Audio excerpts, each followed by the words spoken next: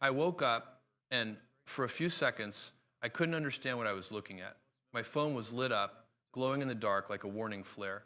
Notifications stacked on top of each other, calls, messages, news alerts, all repeating the same thing in different words. And in that moment, lying there in the quiet of early morning, I felt something I hadn't felt since I was a child. Fear, real fear. The kind that settles in your chest before your mind even knows what's wrong. I remember sitting up slowly, like my body was suddenly heavier than it had ever been. My heart was racing, but the room was completely still, and there was this strange, almost painful awareness that something inside my world had shifted while I was sleeping. And as I picked up the phone, as I scrolled through the messages, as I read the headlines, I realized the unthinkable. My company, the company I had poured my life into, was gone.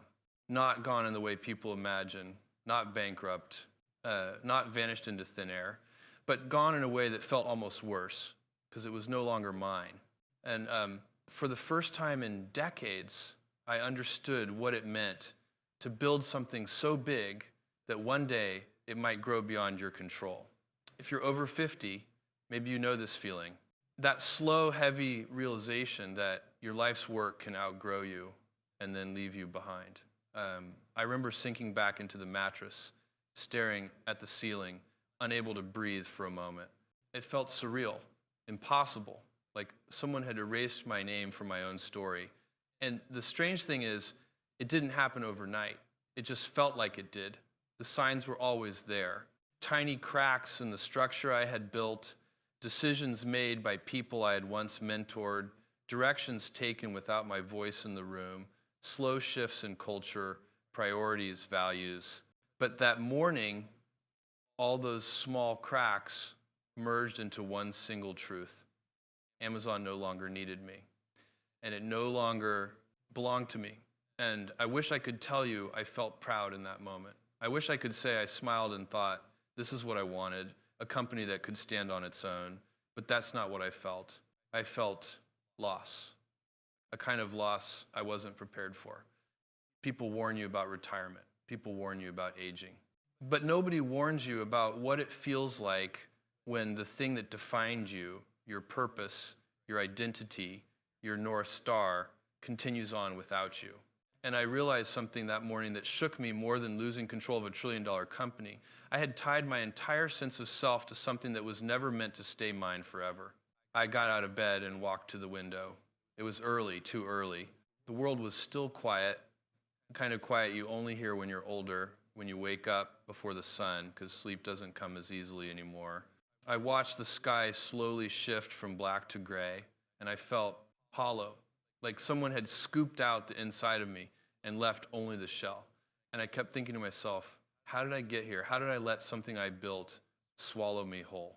How did I spend decades climbing a mountain only to realize the peak wasn't what I thought it was? And if you're listening to me right now, especially if you're over 60, I want you to hear this carefully. One day, you're going to wake up and something in your life, your job, your company, your family, your role will no longer need you. And when that moment comes, you must be ready for it. I wasn't. That morning, I made coffee, but I couldn't taste it. My hands felt clumsy, my breathing uneven. And I kept replaying the same question in my mind. If I'm not the head of Amazon, then who am I? It's a question I had avoided for years. I drowned it with work, with meetings, deadlines, growth, expansion, with noise. But silence has a way of forcing truth into the room. And that morning, the silence was deafening. For the first time in my adult life, I didn't know my place in the world.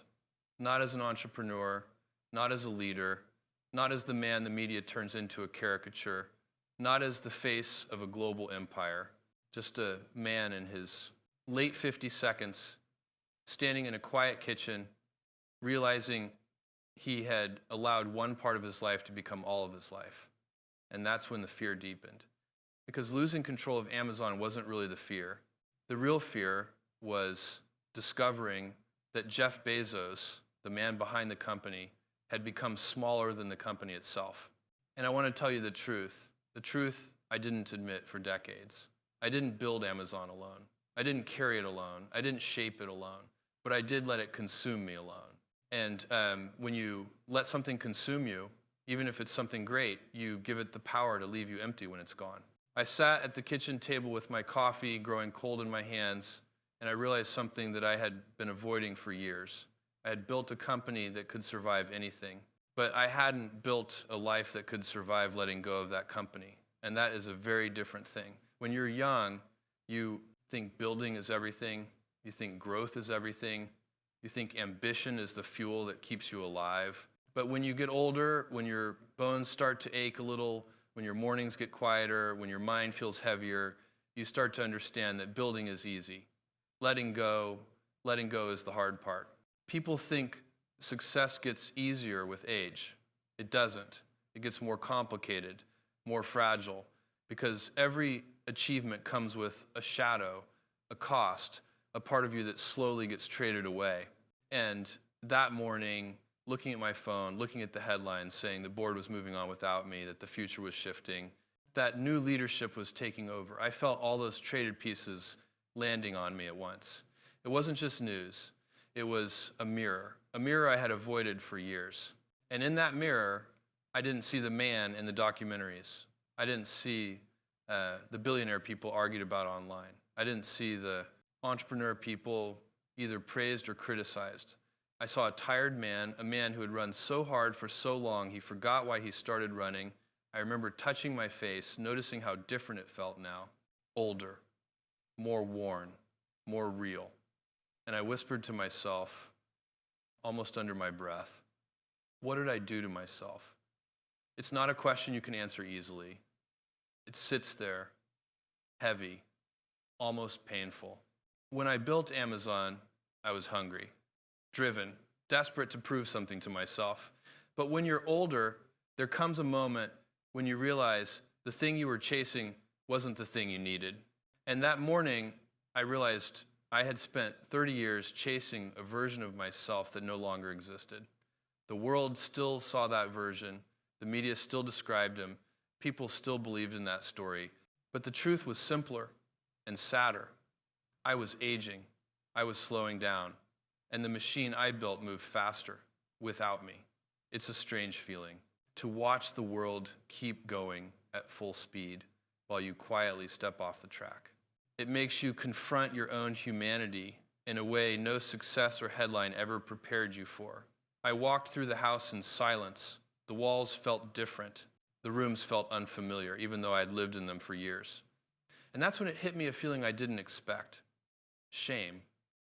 Not shame about losing control, not shame about stepping down, but shame about how much of my identity I had tied to one single thing. You see, as a young man, I thought I knew who I was, a builder, a thinker, an outsider, a dreamer.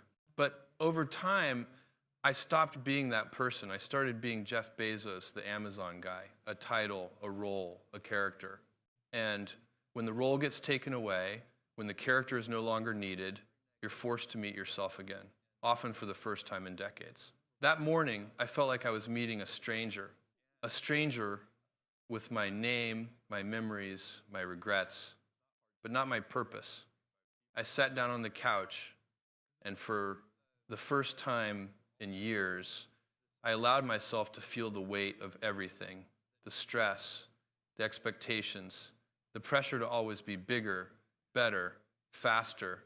And I realized something painful. I had built the future, but I never built a present for myself. Everything was later. Later I'll rest. Later I'll reflect. Later I'll reconnect with the people who matter. Later I'll take care of my health. Later I'll breathe again. But later never comes. If you're over 50, you know this truth better than anyone. Life speeds up, not down. Your responsibilities grow larger, not smaller. And suddenly, one day, you look around and realize you've been living inside a storm you created, a storm that doesn't stop just because you're tired. And in that stillness, in that quiet morning light, I finally understood something that took me decades to see clearly. I didn't lose my company that day. I lost myself long before it happened. And the moment I realized that The moment that truth settled into me, I knew my life was about to change, not because the company was gone, but because I could finally see the part of me I had been ignoring, the part that had been waiting for years for me to wake up. I walked outside that morning, still holding the phone in my hand, not even realizing I hadn't put on shoes. The ground was cold. The air was quiet in a way that almost made me uncomfortable. And as I stood there, staring at nothing, I felt a kind of loneliness I hadn't allowed myself to feel in years. It's strange how silence feels different when you're older. When you're young, silence feels like peace. When you're older, silence feels like truth. And the truth that morning was sharp. I had built a life filled with meetings, decisions, numbers, deadlines, a life where there was always someone waiting for me, always something demanding my attention. There was no room for silence, no room for fear, no room for honesty. And now, suddenly, there was nothing. Just a man in his 50s standing barefoot on cold stone, realizing he had been living as a symbol instead of a human being. I remember looking up at the sky and thinking, I'm free, but I don't know how to live as a free man. Most people dream of retirement. Most people dream of stepping away from responsibility. But when you've spent decades carrying the weight of a global machine, letting go doesn't feel like freedom. It feels like losing oxygen. I went back inside and sat in one of the chairs I rarely used. You know how it is when you work too much. Your house becomes more of a decoration than a place of living. I had walked past that chair 1,000 times, but I don't think I ever actually sat in it before. And that bothered me because that chair represented something I didn't want to face. There were parts of my own life that I never lived, parts that waited for me, parts that I ignored, parts that silently collected dust while I chased the next deadline, the next expansion, the next milestone. And now, without Amazon in the center of my life, I had to confront those forgotten parts. I closed my eyes and tried to remember the last time I had a day with nothing scheduled. I couldn't remember, not one day. Not one morning where I woke up without someone expecting something from me. And in that moment, I felt something break inside me. Not loudly, not dramatically, but quietly, softly, like a thin thread snapping after being pulled tight for too many years. You see, losing control of Amazon wasn't what hurt. What hurt was realizing how much of my own life I had handed away piece by piece without noticing it. People think success is one big sacrifice, but it's not. It's thousands of tiny sacrifices you don't notice until they've already taken something from you. You sacrifice sleep, then your hobbies, then your friendships, then your health, then your marriage, then your sense of self. And by the time you realize it, you've given away more than you ever planned to. I had given away decades I will never get back. Decades that feel shorter now because time moves differently when you're older. It doesn't expand the way it used to. It contracts, it shrinks, it speeds up, and in that shrinking space, you begin to see the truth. You don't own your successes. Your successes own you. I leaned back in that chair, and for the first time in a long time, I allowed myself to think about my childhood. I thought about my mother. I thought about the man who raised me. I thought about the uncertainty, the instability, the desire to escape the modest life we had. Back then, I promised myself I would build something big, something powerful, something unshakable, and I did. But as I sat there, older, worn, tired, I realized I had built something so big that I no longer recognized the boy who started it all. That boy had dreams, simple dreams, human dreams. And somewhere along the way, those dreams were replaced with obligations. People think becoming wealthy or successful makes you more free. But the truth is, it often binds you tighter than anything else. Because when millions of people rely on you, you lose the luxury of being human. You become a function, a role, a symbol. And the man underneath all of that slowly fades. That morning, I realized I wanted him back. Not the CEO, not the billionaire, not the headline, but the man, the son, the friend, the father, the human being who once believed life was bigger than a job, bigger than a company, bigger than the image the world projected onto him. And here's the painful truth. I didn't know how to find him again. I had spent so many years being one version of myself that all the other versions felt distant, blurred, forgotten. It was like waking up in your own house and realizing you no longer know the layout of the rooms. That's what losing Amazon felt like. Not losing a company, not losing power, but losing the identity that had swallowed everything else. And if you're listening to me right now, especially if you're in your 50 seconds, 60 seconds, or older, please hear this carefully. One day you will lose something you built your entire life around. A job, a title, a role in your family, a responsibility, a part of your identity. And when that day comes, the only thing that will save you is whether you built a life outside of that identity. I didn't. Not then, not yet. But that morning, looking at those headlines, feeling the weight of years pressing into my chest, I knew I had to start. And that single realization, as painful as it was, became the moment my life began to change. I stayed in that chair for a long time, longer than I expected. And it's strange how when you finally stop moving, all the motion from the last 30 years catches up with you at once. It's like your body remembers every stress, every sleepless night, every decision that pulled a little bit of life out of you, and it brings it all to the surface. And sitting there in the silence, I finally allowed myself to feel the years I had ignored. My back ached in a way I hadn't noticed before. My breathing felt shallower. My mind felt like it was carrying the weight of entire decades that I had refused to acknowledge. For so long, I believed momentum was the cure to everything. If I just kept moving, kept building, kept climbing, nothing could touch me. But age has a way of reminding you that momentum has limits. There comes a day when your mind wakes up faster than your body. There comes a day when you hear a quiet voice telling you to slow down, and you realize you've been drowning that voice for years. And that morning, as I sat in that unfamiliar chair, I realized the voice wasn't asking me to slow down. It was asking me to finally face myself. I picked up my phone again, not because I wanted to read more news, but because I wanted to see the timeline. How long had this change been in motion? How many meetings had I missed? How many decisions had been made without me even noticing? And the truth hit me harder than the headlines. This wasn't a sudden shift. It was gradual, silent, predictable, like a tide slowly rising around you, and by the time you look down, the water's already at your waist. I had stepped back little by little, first from some meetings, then from certain decisions, then from entire directions of the company. I told myself it was intentional, that I was creating space, that I was giving others a chance to lead. But the truth is, part of me was tired. Part of me was afraid of facing the possibility that the next chapter of Amazon might require someone younger, someone hungrier, someone less worn down by the weight of history. And that fear, that quiet fear I never spoke out loud, became the door that allowed the company to grow without me, not because I lost control, but because I let go without realizing I was releasing my own identity with it. I stood up from the chair and walked to the mirror. And I don't know why, but seeing my own reflection felt different. The man looking back at me wasn't the man the world talked about. He wasn't the man who built one of the largest companies in history. He wasn't the man people criticized or praised.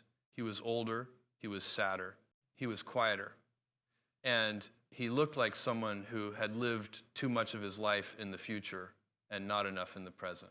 I touched the edge of the mirror and whispered something I hadn't said to myself in years. Where have you been? Not physically, emotionally, spiritually, humanly. Because somewhere between the warehouses, the logistics, the expansion, the innovation, I had lost the simple parts of myself. The part that laughed easily, the part that made time for people without scheduling it, the part that felt joy without needing it to be productive, the part that didn't measure life in metrics or milestones. I felt like I was looking at a man who had lived entirely in service of a dream and forgotten that dreams are meant to serve the person too. I sat down again, this time on the floor, because the floor felt grounding. It felt real. It felt like something solid when everything else around me felt uncertain. And that's when the memories started coming back. Not memories of success, not meetings, not deal making, not innovations, but memories of the nights I worked too late, the birthdays I missed, the moments with my children that I told myself I would make up for later, the conversations I postponed, the vacations I promised but never took, the quiet evenings I traded for conference calls. Those were the real losses. Not the company, not the control, not the headlines, but the pieces of life that were given up in silence. I put my head in my hands and felt this deep, aching regret, a regret that comes only when you are finally old enough to understand what you can never get back: time. The one currency that no success, no wealth, no achievement can ever buy. If you're listening to me right now, especially if you're in your 50 seconds or older, I want you to hear this with your heart, not your ears. You will not realize what you've lost until you stop long enough to feel the empty spaces. And the older you get, the harder those empty spaces hit you, because life becomes clearer with age, not easier, not softer, not kinder, just clearer. And in that clarity, you begin to understand that you spent so much time building something for the future that you forgot the future eventually arrives. And when it does, you have to live in it, even if you're not ready. I stayed on that floor for a long time, letting the memories come, letting the regrets surface, letting the years I had ignored finally speak. And it was painful, but it was also the first honest moment I had given myself in a very long time. Because sometimes the truth doesn't come crashing into your life. Sometimes it simply sits beside you, quietly, waiting for you to be still enough to notice. I stayed on that floor until the light coming through the window shifted, until morning slowly became afternoon. And as I finally stood up, I felt older than I ever had before. Not physically, though. Age certainly has its way of announcing itself, but emotionally, spiritually, in a way that made me understand something I had spent years avoiding. Success takes just as much as it gives, and sometimes it takes more. I walked through the house again, slowly, deliberately this time. I touched the walls, the furniture, the pictures, things I had passed 1,000 times but never really seen. And I realized something that left me standing still in the hallway. I had lived in this home for years, but I had not lived inside my own life. Everything around me felt like evidence, a quiet record of a man who built an empire but forgot to build a day-to-day existence. It's easy to hide from yourself when the world keeps you busy. It's easy to avoid hard questions when the machine around you never stops turning. But when the machine no longer needs you, when the noise goes silent, you're left with the questions you buried, questions that only come up when you're older, questions you can't run from anymore. Who am I without my work? Who am I without the pressure? Who am I when the world moves on? Who am I when I'm no longer needed? And those questions, they echo in a way that can shake a person's soul. I walked into the kitchen and I saw an old, untouched notebook sitting on the counter. I didn't even remember leaving it there. It was dusty, slightly worn on the edges, the kind of thing you promise yourself you'll get to when there's time. I opened it. And on the first page, written in my own handwriting, were the words, "When it's all over, what will matter?" I had written that sentence years ago, maybe out of curiosity, maybe out of fear, maybe as a reminder for a future version of myself. But I never answered it. The page was blank beneath the question.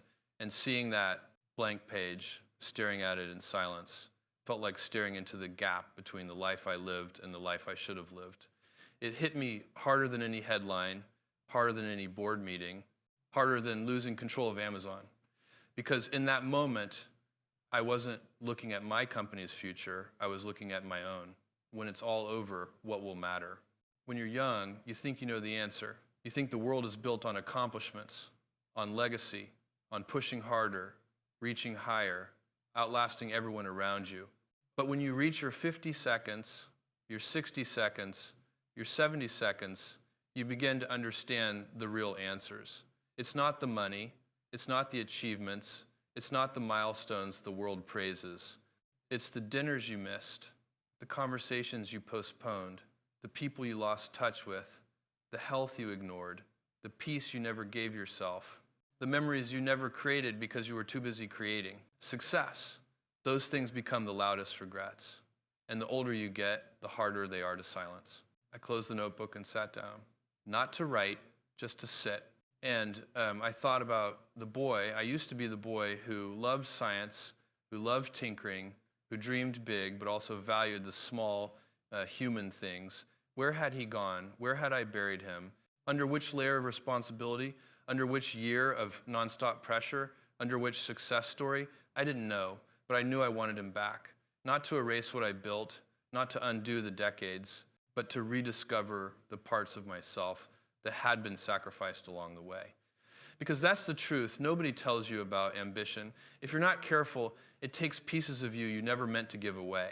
And by the time you realize it, those pieces are very hard to get back. I stood up again, slowly, and looked out the window. The world was still moving, still busy, still loud. But inside me, something was changing. Something was shifting. The old rhythm was breaking. The old narrative was falling apart. I wasn't the man who woke up that morning. I was someone else, someone stripped of titles, stripped of control, stripped of assumptions. And strangely, it didn't feel like an ending. It felt like a beginning, a painful beginning, a slow beginning, a beginning shaped by age, by regret, by clarity, but a beginning nonetheless. And then, almost unexpectedly, I felt a strange calm settle inside me. Because as painful as this morning had been, it also forced me to confront a truth I should have faced long ago. The company moved on, but I still had time, maybe not decades, maybe not youth, but time nonetheless to rebuild myself, not as a CEO, not as a public figure, not as a billionaire, but as a man. A human being who still had choices, who still had a future, who still had the ability to shape something meaningful, not for the world, but for himself. And that realization, gentle, quiet, honest, was the first real breath I had taken in years. I stayed by that window for a long time, not thinking about Amazon, not thinking about money, not thinking about legacy, just standing there, older, quieter, more human than I had allowed myself to be in decades. And something inside me finally softened. For most of my life, I lived with this constant tension, a tightness in the chest, a pressure behind the eyes, a readiness to respond, to fix, to act. But as I stood there in the silence of my own home, I felt something I had almost forgotten: stillness. Not the stillness of exhaustion, not the stillness that comes after you've pushed your body too far, but the stillness of being present in a way I hadn't been in years, maybe not since I was young. And that presence allowed one thought to rise into clarity. I survived the loss of my company, but have I survived the loss of myself? That question settled into me, heavy, honest, impossible to ignore. And that's when I began to understand the real lesson of that morning. It wasn't about stepping down. It wasn't about leadership transitioning. It wasn't about the company moving forward. It was about something deeper, something every person over 50 eventually has to face. You cannot outrun yourself forever, not with success, not with ambition, not with routine, not with distraction, and certainly not with work. Eventually, the person you ignored demands to be seen. I walked away from the window and sat down on the edge of the bed, not out of exhaustion, but out of realization, because it hit me gently, quietly, that for the first time in decades, I had nothing left to chase. And that's a moment most people don't prepare for, especially people my age, especially people who have spent their whole lives pushing forward, upward, relentlessly. Nobody teaches you what to do when the mountain you've climbed is behind you. Nobody teaches you how to live when achievement is no longer your identity. And so many people, good people, men and women who spent their lives working, providing, surviving, they reach their 60 seconds and suddenly feel lost. Not because life is over, but because the life they knew no longer exists. I felt that loss that morning, not loudly, but deeply. Like a light fading leaving behind a room you've known your whole life, but never truly seen until the darkness settled. I lay back on the bed and stared at the ceiling, feeling my breath steady, feeling my heartbeat slow, and memories began to surface. Not the ones tied to success, not the ones tied to strategy or growth, but the human ones. The laughter from old dinners, the warmth of simpler years, the rare vacations where time seemed to stretch a little, the quiet moments with the people I loved, moments that were few and too far apart. Those were the moments I remembered. Not the headlines, not the milestones, not the achievements. And that realization hurt more than losing control of Amazon ever could. Because as you get older, your perspective shifts in ways you never expect. You don't measure your life by how big it became. You measure it by how deeply you lived it. And for the first time, I had to admit to myself, I built a big life. I didn't build a deep one. I sat up slowly, feeling a kind of honesty settle into me that I hadn't allowed in years. I whispered into the empty room, I miss too much, and I can't get it back. It wasn't self-pity. It wasn't regret in the dramatic sense. It was truth. And truth, at my age, is not a sharp pain. It is a slow ache, the kind that moves through you gently, but leaves nothing untouched. I thought about the pressure I put on myself for decades, the pressure to succeed, the pressure to never slow down, the pressure to always be more, do more, be everywhere at once. And I finally realized what that pressure had cost me. Presence. Not success, not opportunity, not growth. Presence. The ability to fully experience life, not as a leader, not as a builder, but as a person. And the older you get, the more you understand that presence is the real wealth of life. Everything else fades. I stood up again, but this time, I didn't feel the heaviness. I didn't feel the fear. I didn't feel the loss. I felt something else. A quiet determination, a calm sense of direction, a simple, gentle purpose. Because losing my company made me realize something important, something that only becomes clear with age. There is a life after success, but you have to choose it. You have to build it. And you have to allow yourself to live it. Not the life the world expects of you, not the life your younger self imagined, not the life shaped by momentum and pressure, but the life that waits for you in the quiet moments you once ignored. A life that begins not with ambition, but with acceptance. And it was in that acceptance that the next chapter of my life finally began.